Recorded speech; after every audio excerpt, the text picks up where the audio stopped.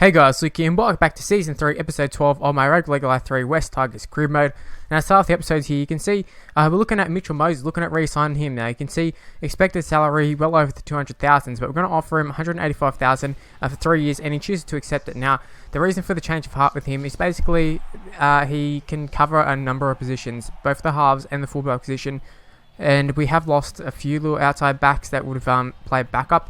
We have signed a few as well, but it's just would be nice to keep him around, and who knows, maybe in a few years time he might find himself in the halves, although we do have Moses Mbai coming over, but who knows what sort of salary once their contract's up for the next time. Who knows, maybe Mbai will be wanting 600,000, Brooks will be wanting 600,000. I just don't know exactly, but moving on to this first game, taking on the Canberra Raiders, who it should be a pretty solid game in my opinion. Raiders are a pretty solid side. I don't know, I keep saying that, but they're a pretty solid side, although they haven't started off too well. I think it was Austin who put it out in the full, which was absolutely shocking from him, and I do think the conditions, the weather, played a huge part in that kick. But you can see their fifth tackle, Jake Granville, gets the ball to Luke Brooks, who will put up a bomb there. You can see Curtis Sirinan getting under it, and he gets up and wins it, and Curtis Sirinan scores the first try of the game. So while we're moving Curtis Sirinan from 5'8", I know that wasn't a 5'8" sort of try, but I think he's going to be a very valuable player in the future, should we be at the Tigers next year. So I kind of am looking forward to seeing Curtis Sirinan in the forwards. That'd be quite nice. But you can see we win another penalty. We've had a very, very quick start against the Raiders, although things might sort of change a little bit there. You can see, I think it was Granville put it down. It was just the offload wasn't needed, and we just went for it. And straight off the back of that, Keith Lulia, I think it's Keith Lulia, yes it is, Keith Lulia, who actually came from the Tigers. He actually is rated really well in this game, which is quite strange. But we had him in the team. We might have played him about once or something like that. And we had him, and he was on a decent salary too, so I was pretty happy to get rid of him, considering he was playing reserve grade for us. But he's gone to Raiders. Looks like he's doing pretty well there. So 6-all. It's not been all one-way traffic. But what was actually interesting just there is we actually ended up with the ball. Now I wasn't expecting it, and maybe if I was expecting it, we could have come up with something a little bit better than a forward pass. But just wanted to show that clip. You see Leilua, they're just drawing and passing perfectly. It's Edric Lee, and we know Edric Lee is very pacey. Luke Brooks was the only one. I suppose Tedesco was there as well probably, but they just couldn't catch him. We got suckered into the draw and pass, and unfortunately we're losing. And I've been saying for the last few episodes, probably since the start, I want a challenge, and I think Canberra, they've really came to play. I think this is the challenge that we wanted.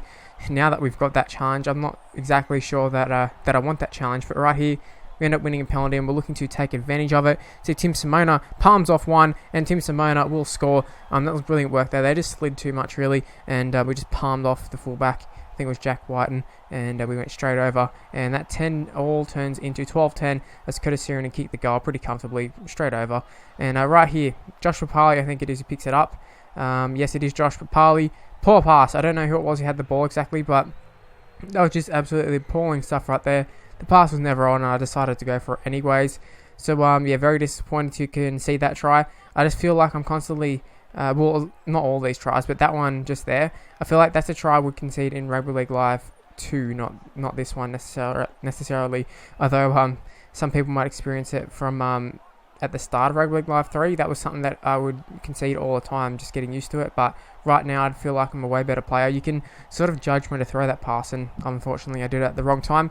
Now, that was a really nice bit of play to end the half. Unfortunately, nothing ever came from it. We pretty much had like a few hit-ups and then just got tackled like normal once we got the repeated set. But we got a repeated set with Nofaluma came up with a little grubber after a bit of a break down his edge. I thought that was really nice, and yeah, like I said, it's unfortunate we couldn't have taken advantage of it more, but nonetheless, still pretty good. So 16-12, looking for something special here, and this might be it. Tim Simona has got pace, but Edric Lee can match it with him. So no length of field try there for Tim Simona, but that does open up the play a fair bit. You can see we're spreading it to the other side of the field here. Curtis Sirinan just draws past to Alex Glenn. Now there is a winger. I'm not sure exactly who it is, but he decided to keep running straight and not come in for Alex Glenn. And had he done so, I think we would have just passed again and still scored. Maybe not under the post, but Either way, I think that was going to be a try, and we should hit the lead yet again, and we will do so. As you can see, Curtis Sirenen already kicked the goal. 18-16 is what the scoreline is, and 52 minutes in, we're looking for some more points, and hopefully we can get a repeat set right here. You can see Curtis Sirenen chasing this kick, and unfortunately absolutely wales him in the head with a high shot, and you'd expect Curtis Sirenen to miss a bit of time for football. And looking back at Mitchell Moses, this is where Mitchell Moses is a little bit important as a backup. Now, previously, or not previously, but say next year we've got Curtis Sirenen. Obviously he can come and play in the halves if needed, but should we have to keep swapping Curtis Sirenen from the forwards to the halves and from the halves to the forwards? I'd like to just keep him in one position once we've made that decision, and next year will be the forwards if it's up to me. And Mitchell Moses will be the backup just like normal, so he'll probably get his chance eventually. But you see right here, this is the halfback. Blanking on what his name, we'll see in a second. Jacob Miller, who funnily enough, actually another one who used to play for the Tigers. I think he currently plays in real life in the Super League now. Maybe even has come back to the NRL this year. I don't know exactly, but I think he plays for Hull or something. He came up with a really, really good try. Sam Thaiday comes up with a high shot. He'll be looking at some time spent on the sidelines as well with a suspension. Now right here, this is killer right here. So you can see there, Alex Glenn, Chris Lawrence make the tackle, but shoulder bursitis. Alex Glenn, now he'll be out for a little while, which is very, very disappointing. It's nothing season ending or anything, which is quite good, but I think it's something like 30 plus days he'll be out for.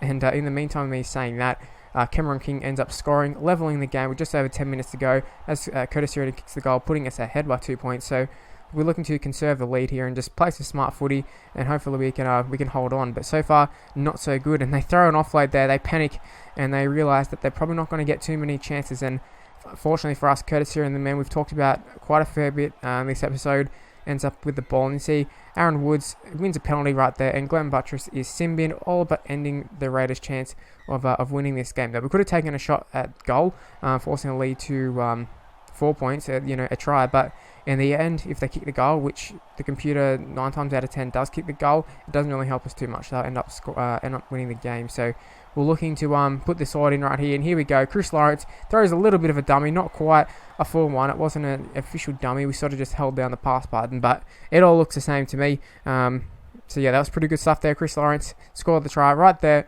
Curtis Sirenen couldn't put the game quite out of reach, but we've pretty much done next to putting it out of reach. See, Luke Brooks palms off one, gets it to Sam Thaiday. Sam Thaiday got it to Tim Simone, off to Kevin Aguama, and I thought for a second there and Aguama was going to go through and end up scoring, but that wasn't meant to be, and we end up winning the game nonetheless. It's still a great win, especially against the Raiders. I kind of feel we're not in a slump, but we're starting to find games a lot more tougher. There was a period where we were absolutely just blitzing teams, smashing teams by 40, 50, you name it. Like, we'd scored that amount of tries, and it's finally coming to an end, and I'm starting to enjoy these games a little bit more, because I'll tell you what, I was getting very, very bored of just winning games, 15 or whatever. But you see, Sam Thaiday, he's out for one match, Sirenen out for another. See, Alex Glenn out for 32 days, and the big news, Sam Thaiday has lost his passion for the game and will hang up his boots at the end of the season. So I didn't actually plan for Sirenen to fully take over from Sam Thaiday's spot, but essentially that's what he's going to be doing. When you think about it, he'll be moving into probably the lock position, or maybe second row. I'm not really sure exactly what we want to do, but he'll be in lock or second row, the left second row position. Maybe we can move him to the right. I don't know. He's going to be in the back row pretty much, and I suppose that leaves another second row lock spot open. And we've got Mike Cooper, we've got Sal Mau, who'll probably be the likely option. We're trying to find him a spot in the side currently, so I mean, it kind of makes sense for him to come in. Now, talking about this, there is a little bit of a reshuffle in the side just due to the players being out for obvious reasons. We've got Alex Glenn injured, we've got Sam Thaiday out, and we've got Curtis Sirenen out. So Mitchell Moses here will take over the goal kicking duties as well as taking over the 5'8" role, and he put up a pretty nice bomb there. Now, Jai Arrow, you saw him in the lock position, I think it was, maybe the prop, I can't remember exactly what it was, maybe even in the second row, but he ended up coming up with the ball there, or at least contested it, but we ended up with the ball, and we've done pretty great work with it to start it off with. You can see Chris Lawrence crossing over the line to score the first try of the game. Now, it's not super early on, I mean, it's a bit under 20 minutes into the game, probably one of the later tries we score, but not too often do we not score in the first 15 minutes or so. But yeah, Mitchell Moses kicks the goal pretty easily there, and Tedesco just left for dead by James Tamu, Who would have thought James Tamu would have have the pace to just go straight around Tedesco, the step on him, or whatever. But he did so, and Thurston will kick the goal there, levelling the scores at 6-all. And we're looking to be in a little bit of trouble here. Cowboys definitely no slouches on this game. Very, very good. Thurston, probably the best player in the game, up there with probably Sean Johnson in that. Cooper Cronk, another one who's really good, Billy Slater. But yeah, Thurston very, very good in this game. But computer, I don't know what Cowboys are doing. The computer just decided to throw it around willy-nilly there, and you can see we're going to benefit from it greatly here. That was actually a really nice offload. Now, you might have been thinking that was just going to be, taking the tackle or whatever, but that late offload, that's what got that try, really. Jake Granville did a great job as well to pick up the ball and sort of get in a position to draw and pass, because we could have easily stuffed that one up even after we got that brilliant pass away. But yeah, Nofaluma stayed in his wing, which was really good. Unfortunately, though, we gave away the ball straight away from the kickoff pretty much, and let the Cowboys have great field position, resulting in Thurston scoring a try from a bomb. Usually the opposite way, but yeah, Thurston scoring the bomb there, scoring from the bomb, I should say. And they hit the lead because Mitchell Moses missed one of the goals, and the Cowboys looking to score another try right on the stroke of half time. Instead, they throw the ball for some reason now, probably because he was going to get caught. That's probably something that I would have done if I was playing. Sort of do one of those panic, throw the ball or whatever. I'm not sure what we should have done differently, really. But maybe we should have just taken the tackle or whatever, because we ended up with the ball. Who knows, we could have scored something like that, even though we didn't, but you never know. Now, we started off the second half really, really good so far. So far, so good. And you can see here, we're going to win a penalty. So very, very early on, applying the pressure. And straight from that, Luke Brooks gets it to what we thought was going to be Keith Galloway. But now it is at Keith Galloway's feet. He picked it up, and he goes over, and he scores a brilliant try there. It was Jesse Sue, whatever his name is, who got the offload away. And pretty simple stuff there. Keith Galloway just had to run into the gap. I think he might have had the palm off one late, but I think he got tackled over the line. But anyways, he still scores a try. Mitchell Cornish? I don't know why I said Mitchell Cornish. Oh my god, I can't even remember his name. The 5'8" kicked the goal. Totally blanked on his name. Mitchell Moses. There we go. Bloody hell. Kevin Agama, in the meantime of me forgetting Mitchell Moses' name, the man who's going to be kicking the goal right now from in front like he did the last kick. Kevin Agama went and scored. Just simple stuff. It was a nice little step, actually. They're the steps that I really like. The ones that don't do the stupid animation, just do the one that actually look like a proper step or whatever. Although it's debatable whether they look like a proper step. But yeah, that's some great defense from us, but it is followed up by another high shot from Tim Simona. Now, I don't have too many high shots, but as of late, we just can't stop giving away high shots. Now, there might be the reason that I was thinking Mitchell Cornish, because Mitchell Cornish scored a try from a bomb, and I just seem to be halves having a field day under the high ball, Curtis Sheridan for us. And just where are all the backs to take all these high balls? But see, Tigers, the Cowboys are actually going to hit the lead most likely here. Thurston has a kick to put them in front. Who would have thought that? They've had a little bit of a late flurry, and it's come at a great time for them as well, because it's not that long in the game, and Thurston kicks the goal, putting them in front by 2. Now, that was just an intercept. I think Rob Louis was the one who ended up on the ball, and no Michael Morgan. It's so weird. They wouldn't pick Michael Morgan. They would rather pick Robert Louis at halfback and Thurston at 5'8", because Morgan is listed as a 5'8" in this game. And they just can't play two of the best halves together. They got to go by position, which is really frustrating. But fortunately for us, what I did mention, which I should have mentioned, was that we ended up scoring right under the post. They went to the video ref. I don't know why, but they just did. And we're going to kick the ball straight over the top, or straight over the black dot, I should say. And that wraps up the game pretty much. They had one final chance, the Cowboys. And you see us here being a little bit of a, probably didn't need to take that risk. But we decided to throw it about after the siren had pretty much gone. And fortunately for us, nothing came from it. And we ended up holding on to our lead 28-24. Is how it finished. And I've got to say, it was a really, really entertaining game in my opinion. Now, as a result of that high tackle that Tim Simona did, he's out for another 2 games. So, a lot of suspensions. It is unfortunate, but maybe it's good for us. Maybe it will challenge us a little bit. And, we'll have to try and switch things around, try and figure out how we can make do with the team that we've got.